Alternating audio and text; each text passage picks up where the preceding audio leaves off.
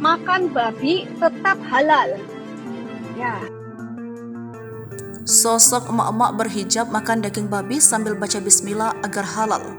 Setelah kasus Lina Mukherjee, kini muncul kembali kasus serupa tentang konten makan babi. Ini setelah seorang emak-emak berhijab mengajari cara makan babi jadi halal viral di media sosial. Sosok emak-emak makan mie campur daging babi menjadi perbincangan publik. Ia viral lantaran saat makan daging babi tersebut si emak-emak mengucap basmalah.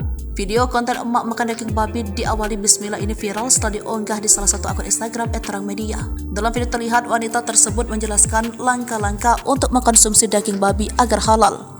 Wanita itu lantas menjelaskan tutorial hanya dengan 2 langkah.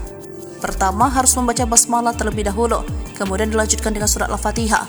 Video tersebut sontak menuai reaksi beragam dari para warganet. Lantas siapa sosok emak-emak viral ini? Wanita itu mengaku dirinya seorang muslimah bernama Dewi Bulan asal Indonesia yang tinggal di Amerika Serikat.